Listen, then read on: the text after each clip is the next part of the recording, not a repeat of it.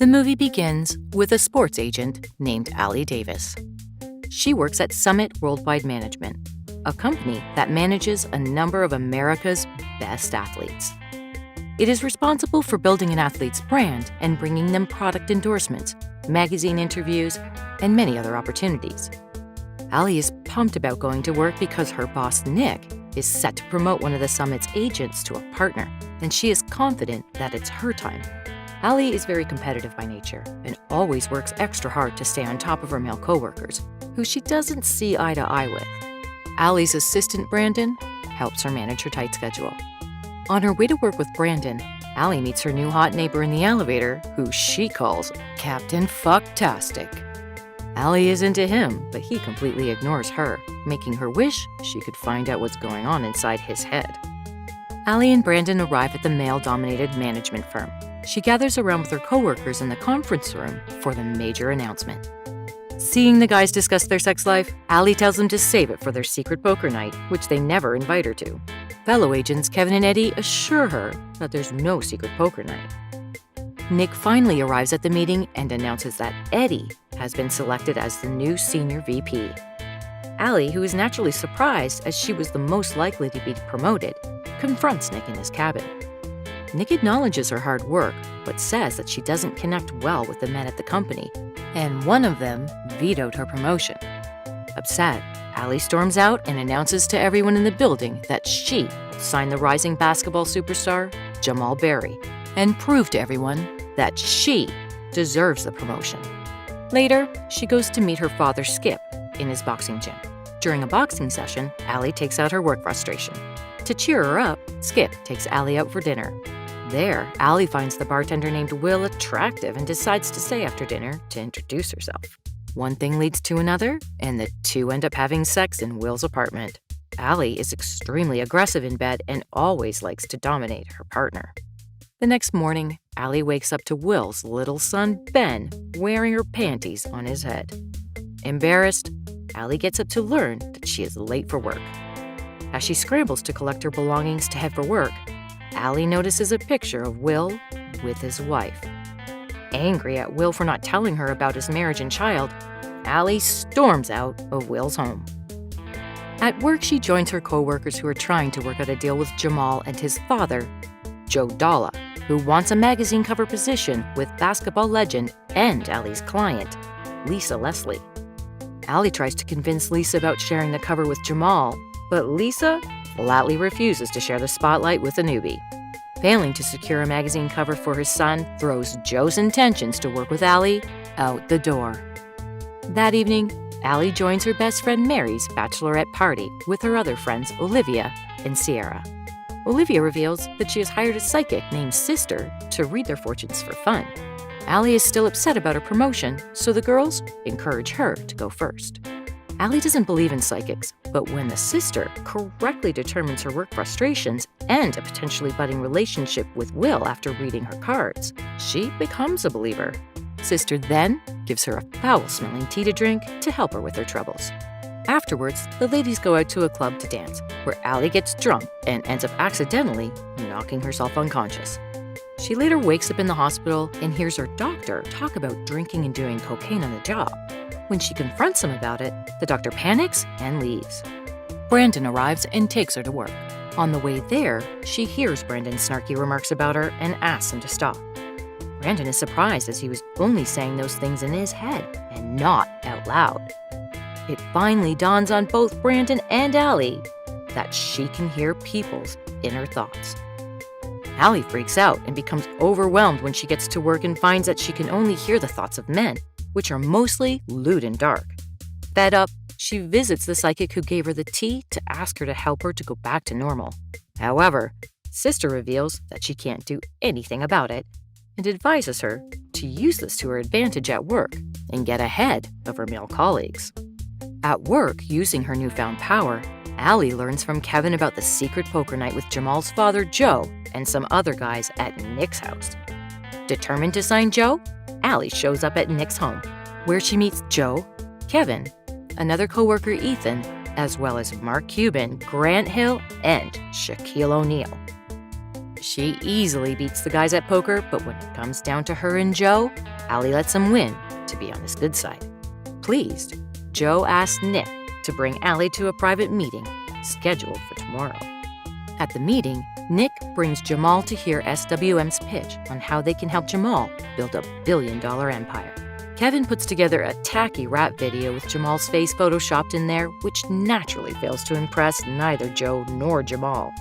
Allie overhears the father and son's thoughts and echoes them out loud, calling Kevin's video cheap 90s video.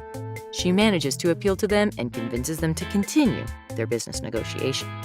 After the meeting, she invites Joe and Jamal to a basketball game over the weekend. Allie notices Will and his son Ben in her office lobby being stopped by the receptionist from reaching her. Joe turns down her offer, saying he wants Jamal to spend time with his family, and he thinks Allie is not a family-oriented person. Refusing to let Jamal slip out of her hands, Allie signals the receptionist to let Will and Ben in and presents them as her husband and son to Joe. This makes Joe trust Allie, and he agrees to go to the game. After Joe and Jamal leave, Will reveals that he's there to return her driver's license that she dropped at his place. He also reveals that he is not married and his wife died a while back. Allie feels bad for assuming things about Will and invites him and little Ben to the game to make up for it. Kevin later confronts Allie for shitting on his presentation in front of everybody.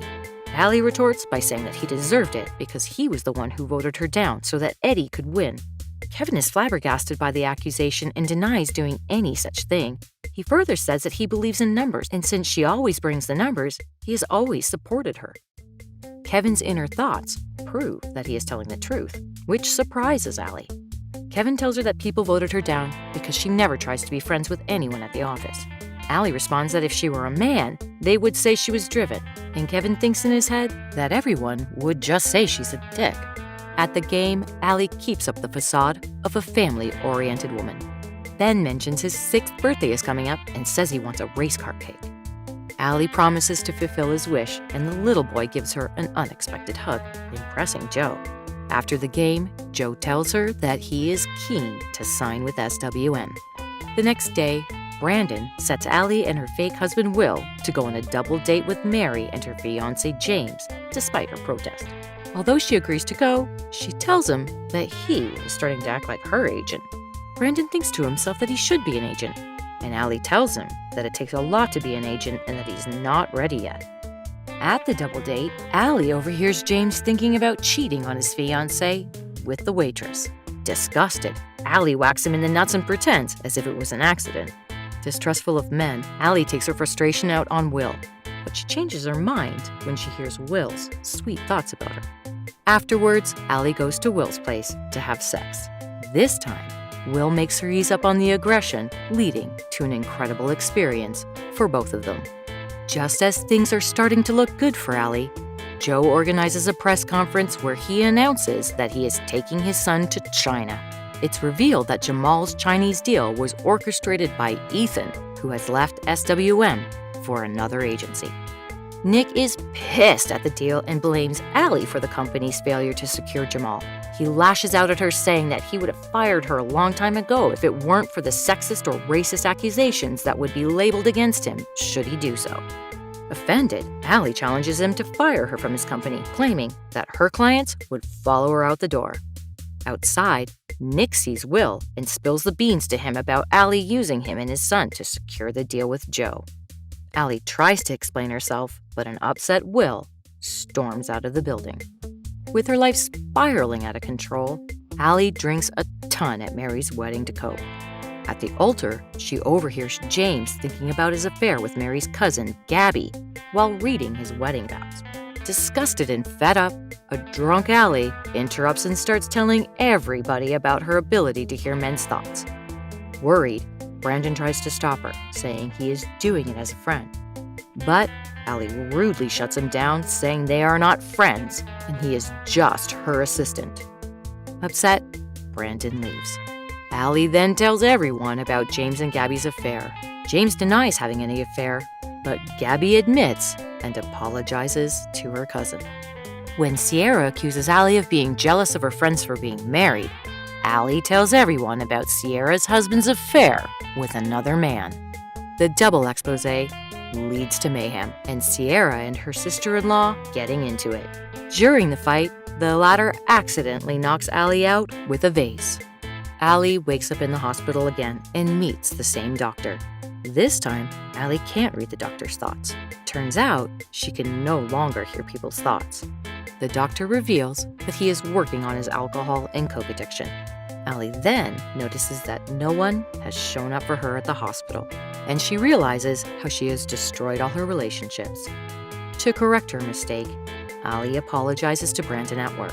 She also confesses that he has everything it takes to be an agent, and she only told him otherwise because she wanted to keep him as her assistant. Brandon forgives her, and when they discuss Jamal, it suddenly hits her that she should have focused more on listening to Jamal's heart and not his and Joe's mind. She then meets him at his favorite park and plays basketball with him. She congratulates him and advises him to always listen to his heart. Later, Allie visits her girlfriends over dinner and apologizes to them. They forgive her, but on the condition that she will pay for Margarita Mondays from now on. The NBA drafts begin and Jamal is signed by the Atlanta Hawks. He has listened to his heart and decided to stay in Atlanta. Joe talks to Allie and tells her his decision to hire her as Jamal's agent. The next day at a meeting, Nick announces that he has decided to promote Allie to a partner. However, Allie reveals that she no longer wishes to be a part of the boys' club, so she is quitting the company to start her own firm with Kevin as her partner, and she is taking all of her clients with her. She also makes Brandon an agent at her new firm. Allie then goes to Little Ben's birthday party, bringing his favorite cake with her. Will is still upset with her, but after hearing her heartfelt apology, he decides to give her another chance and embraces her. Thanks for watching, guys.